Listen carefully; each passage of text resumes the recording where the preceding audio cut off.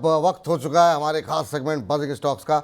और आज का बजिंग स्टॉक्स काफ़ी महत्वपूर्ण है क्योंकि ये एक तरीके से कह सकते हैं इसको कि दूसरी तिमाही के नतीजों का स्पेशल है, क्योंकि ज़्यादातर कंपनियां वैसी हैं जहां पर Q2 रिजल्ट्स आए हैं और उसके चलते काफ़ी शानदार एक्शन देखने को मिल रहा है। तो एक एक करके वो तमाम कंपनियां स्क्रीन पर लेकर के आते हैं। और सबसे पहले आज की जो कंपनी है श्रीराम फाइनेंस, उसको ज़रा स्क्रीन पर लेकर आ जाए। कंपनी का जो मुनाफा है उसमें हमने देखा 12.6% की बढ़ोतरी देखने को मिली है। ये बढ़ करके 1750 करोड़ से ज़्यादा रहा है, 1750.84 करोड़ रुपये। ब्याज से आय हमने देखा कि 7094 करोड़ से बढ़कर 8216 करोड़ के आसपास रही है। इसके अलावा जब ये नतीजे आए और उसके चलते हमने देखा कि जो तमाम ब्रोकरेज हाउसेज हैं उनकी तरफ से कंपनी पर लक्ष्य बढ़ाए गए और उसके चलते शेयर मोमेंटम में है। CLSA ने कंपनी पर लक्ष्य बढ़ा करके बाय रेटिंग की है और लक्ष्य बढ़ा करके अब 2050 रुपये कर दिया है। और इसी के चलते आज हम देख रहे हैं कि इस शेयर में शानदार मूव देखने को मिल रहा है। अभी भी 7% से ज़्यादा की तेज़ी है और सुबह से एक समय हमने देखा कि करीब 10% के आसपास की बढ़त यहाँ पर श्रीराम फाइनेंस के शेयर में देखने को मिल रही थी इंट्राडे लेवल पे। सर, नतीजे अच्छे रहे हैं और उसके चलते सुबह से ही मोमेंटम में है ये शेयर और करीब करीब 10% तक की तेज़ी आज सुबह देखने को मिल रही थी। अभी भी 7% से ज़्यादा की मजबूती देखने को मिल रही है। आपकी सलाह क्या रहेगी कि क्या इन नतीजों के बाद यहाँ पर और ज़्यादा बाइंग करनी चाहिए या आपको लग रहा है कि आज की जो रैली आ चुकी है उसके बाद थोड़ा थमना चाहिए? बिल्कुल जी। वैसे टेक्निकली तो काफी स्ट्रांग है, रिजल्ट्स भी काफी बेहतरीन नजर आए, तो डेफिनेटली होल्ड करके चलें। और किसी को फ्रेश बाई करना है तो डिप पे भी कर सकते हैं, क्योंकि आज 7% डाउन है, तो हो सकता है 2 से 3% का रिट्रेसमेंट आपको 1 से 2 दिन में देखने को मिले। 1900 के नीचे मिलता है तो अच्छे लेवल्स अगेन रहेंगे बाई करने के लिए। ये स्टॉक काफी बेहतरीन है, टेक्निकली फंडामेंटली दोनों भी काफी अच्छे ओवरऑल ट्रिगर नजर आ रहे हैं। तो ऊपर में मुझे लग रहा है ये स्टॉक काफी अच्छा कर सकता है। लॉन्ग टर्म के लिए डेफिनेटली बाई करें। अगर किसी ने शॉर्ट टर्म के लिए बाई करना है तो 1900 के आसपास या 1900 के नीचे मिलता है तो वो अच्छे लेवल्स रहेंगे ऐड करने के लिए। दोनों ही पैरामीटर टेक्निकल फंडामेंटल्स में काफी स्ट्रांग नजर आते हम्म। चलिए, इस बीच चलते हैं अगले दर्शक के पास और माफ़ कीजिएगा अगले अगले काउंटर के पास, अगले शेयर के पास जहां पे खबर है वो है रेलटेल। रेलटेल में हम देख रहे हैं कि आज अच्छा मोमेंटम बना हुआ है। कंपनी के नतीजे आए, दूसरी तिमाही मुनाफा जो है वो 23.5% बढ़ करके 68.15 करोड़ रुपए रहा है। कंपनी की अगर आय पे नजर डालें तो इसमें भी हमने देखा करीब करीब 41% की बढ़ोतरी देखने को मिली है और ये 599 करोड़ रुपए के आसपास रहा है। इबिट्टा की अगर बात करें तो यहाँ पर काफ़ी शानदार प्रदर्शन रहा है। करीब 16% कंपनी का इबिट्टा बढ़ा है और ये 128.94 करोड़ रुपए रहा है। और इसी नतीजों के चलते शेयर में हम देख रहे हैं 3% से ज़्यादा की मजबूती अभी भी बनी हुई है और सुबह से ही मोमेंटम में ये शेयर कामकाज करता हुआ दिखाई दे रहा है। सर, रेलवे शेयरों ने पहले ही कमाल किया हुआ है, अब नतीजे भी काफ़ी अच्छे आ रहे हैं। रेलटेल के नतीजे आए 6 महीने में ऑलमोस्ट डबल हो चुका है शेयर, 96% का रिटर्न दिया है, 224 का भाव, आज भी 3% की तेज़ी। क्या करना चाहिए इन नतीजों के बाद? बिल्कुल जी। ओवरऑल होल्ड कर किसी के पास है तो होल्ड डेफिनेटली करें। ये स्टॉक मुझे लग रहा है इलेक्शन से काफी अच्छा करते हुए नजर आएंगे। ओवरऑल रेलवे डिफेंस दोनों ही थीम मुझे लग रहा है काफी अच्छा करनी चाहिए। करेक्शन भी अच्छे देखने को मिले हैं, लास्ट 2 या 3 दिन में देखे तो वहां से नीचे के लेवल से बाइंग भी है, तो ओवरऑल एक अच्छे रेंज में ये स्टॉक्स ट्रेड कर रहे हैं। तो मुझे लग रहा है किसी के पास भी है तो होल्ड करके चल सकते हैं। 250 तक मुझे लग रहा है शॉर्ट टर्म में स्टॉक ऊपर के लेवल दिखा सकता है। तो ये स्ट्रेटजी यहाँ पर आप इस शेयर में अपना सकते हैं। अगली कंपनी इसके ऊपर लेकर के आते हैं और वो है NLC इंडिया की। NLC इंडिया में कुछ दिन पहले हमारे यहाँ एक एक्सपर्ट ने जो है यहाँ पर खरीदारी की सलाह भी दी थी और जब आज हम यहाँ पे देख रहे हैं नतीजे आए हैं, कंपनी का मुनाफा 163.83% बढ़ करके 1084.7 करोड़ रुपए रहा है और कंपनी की आय में गिरावट देखने को मिली है। आपको बता दें ये मुनाफा इसलिए इतना बढ़ता हुआ दिखाई दिया है क्योंकि कंपनी को जो है एक मुश्त एक आय हुई है जिसके चलते ये मुनाफा काफ़ी ज़्यादा बड़ा दिखाई दे रहा है। आय में हालांकि थोड़ी गिरावट देखने को मिली है, 14.7% कंपनी की आय गिर करके 288.5 करोड़ रुपए रही है। कंपनी के एबिटा की बात करें तो इसमें भी हम देख रहे हैं 29% की गिरावट रही है और ये 834.6 करोड़ रुपए रहा है। एबिटा और आय गिरी है लेकिन उसके बावजूद कंपनी के शेयर में 3% से ज़्यादा का उछाल है क्योंकि बाजार को इससे भी खराब नतीजों का अनुमान था। शेयर में पहले ही हम देख रहे हैं काफ़ी अच्छा मोमेंटम बना था। आज 8% से ज़्यादा की मजबूती इस समय देखने को शेयर के अंदर मिल रही है। पिछले अगर हम देखें तो 6 महीने में करीब 64% के आसपास का रिटर्न यहाँ पर इस शेयर ने दिया है और पिछले पूरे एक साल की बात करें करीब 78-80% के आसपास की रैली देखने को मिली है। NLC इंडिया सर, नतीजों के बाद क्या स्ट्रेटजी हो सकती है? विपुल जी टेक्निकली काफी अच्छा लग रहा है, नो डाउट। 120-25 का जो 100 डे मूविंग एवरेज है इसने काफी अच्छी तरह से होल्ड किया है, तो होल्ड करके चल सकते हैं। ऊपर में मुझे लग रहा है स्टॉक अच्छा मोमेंटम में नजर आ रहा है। 144 तक जो कि रिसेंट पीक्स थे वहां तक ये जा सकता है, और टेक्निकली डेफिनेटली ये स्टॉक अच्छा लग रहा है, और शॉर्ट टर्म के लिए मुझे लग रहा है मोमेंटम बन सकता है। 144-145 तक के ऊपर के टारगेट्स हैं। हम्म।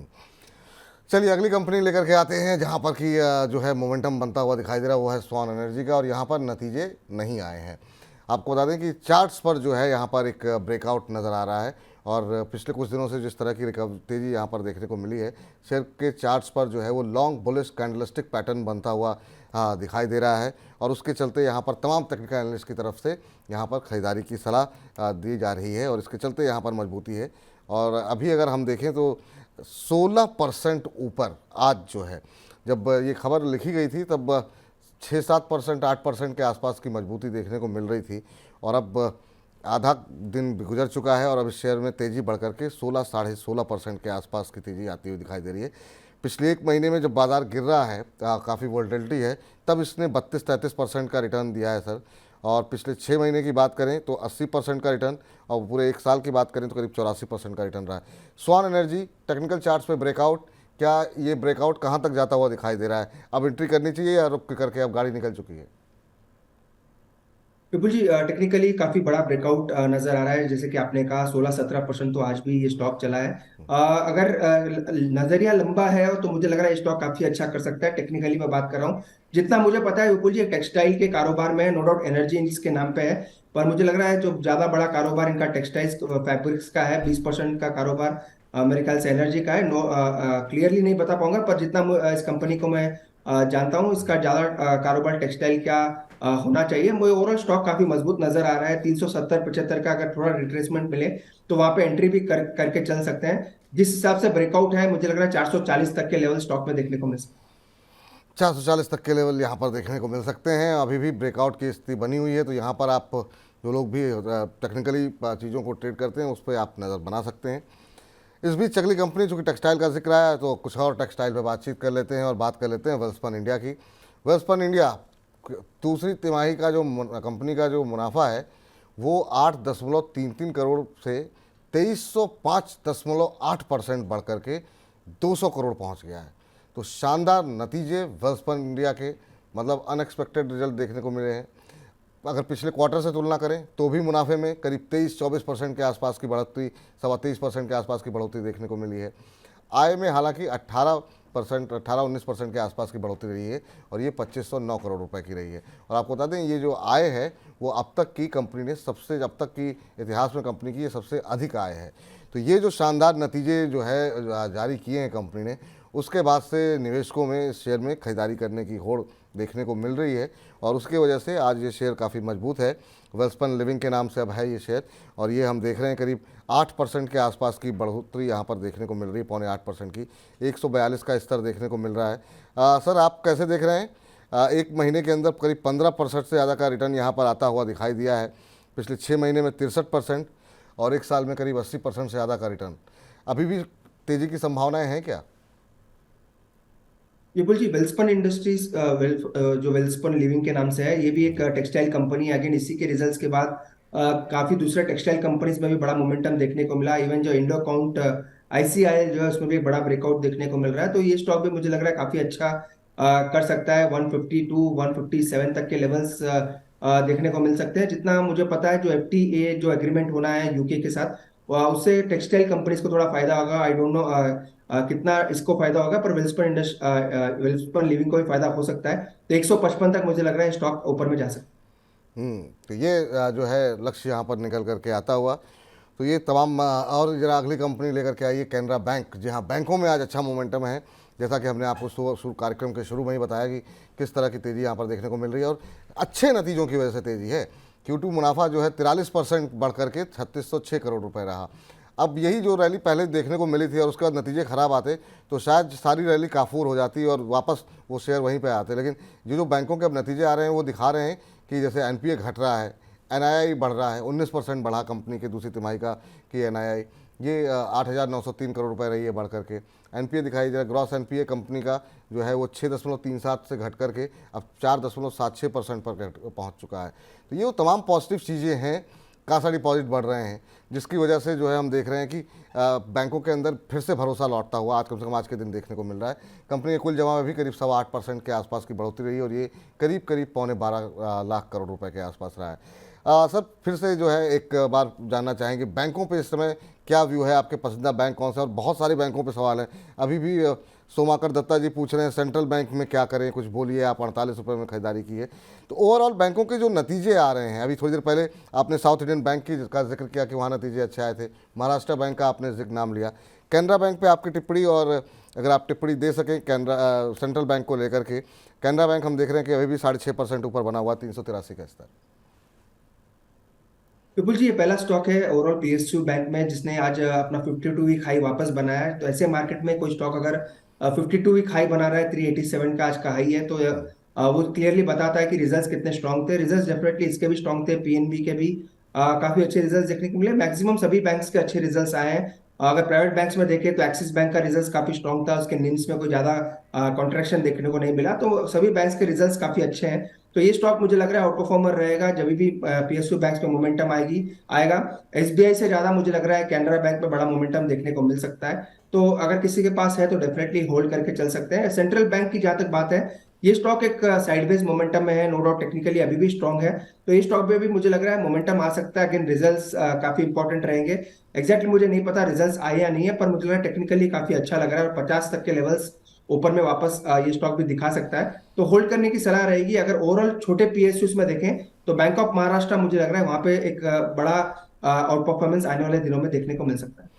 तो चलिए, जो बैंकों पे ऊपर जिनका भी सवाल है, चाहे वो साउथ इंडियन बैंक हो, कैनरा बैंक हो, मिड कैप पीएसयू बैंकों की बात कर रहे हैं, सेंट्रल बैंक हो, महाराष्ट्र बैंक हो, इन सब पे जो है हमने बातचीत कर ली है। और आपके कुछ शेयर अगर बैंकों के रह गए हों तो आप थोड़ा पीछे जा करके आप उन प्रश्नों के उत्तर अपने तलाश सकते हैं। चलिए, अब आखिरी कंपनी बजेंगे स्टॉक्स की जरा डिस्कस कर लेते हैं, और वो है स्क्रीन पे लेकर के आइए वीनस पाइप्स को लेकर के। यहाँ पर भी कंपनी का दूसरी तिमाही के जो रिजल्ट्स आए काफ़ी शानदार, ऑलमोस्ट डबल हो गया मुनाफा, और ये 97.1% बढ़ करके रहा है 20.3 करोड़ रुपए।